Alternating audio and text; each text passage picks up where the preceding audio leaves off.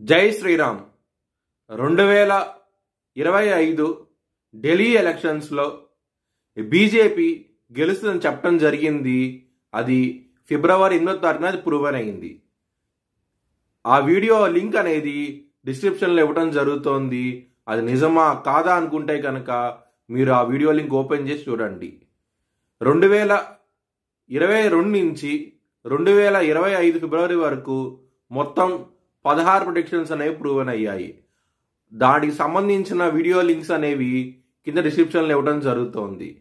కర్కాటక రాశికి అధిపతి చంద్రుడు.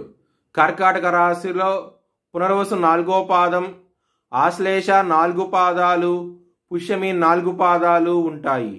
ఈ నక్షత్రం వాళ్ళందరికీను నేను చెప్పే వార ఫలితాలు వర్తిస్తాయి.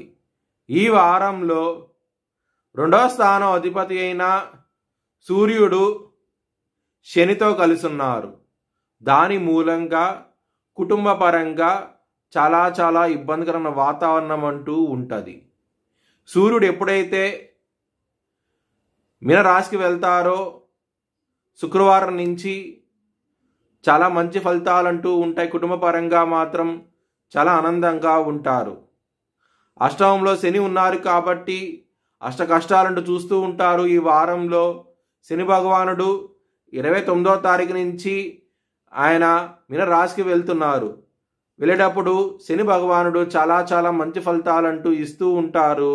చాలా మంచిగా జరగబోతోంది ఈ వారాంతంలో. హెల్త్ పరంగా యాంగ్జైటీ, డిప్రెషన్స్ ఇలాంటివి ఎక్కువ అయ్యే అవకాశం ఎక్కువగా ఉన్నది. కొంచెం జాగ్రత్త అంటూ ఎక్కువ తీసుకోండి. 12వ స్థానంలో కుజుడున్నారు. కెరియర్ పరంగా కొంచెం ఇబ్బందికరమైన వాతావరణం అంటూ ఉంటుంది. రివార్డ్స్, అవార్డ్స్ ఇబ్బందికరంగా ఉంటాయి. ఈ వారంలో దగ్గర దాకా వచ్చి వెనక్కి వెళ్ళిపోవడం జరుగుతుంది.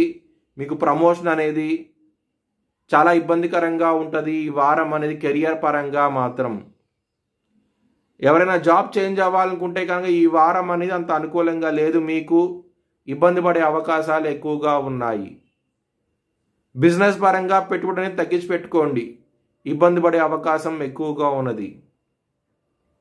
3వ వ్యక్తి మూలంగా మీ మ్యారేజ్ లైఫ్లో ఇబ్బందికరమైన వాతావరణం అంటూ ఉండబోతోంది.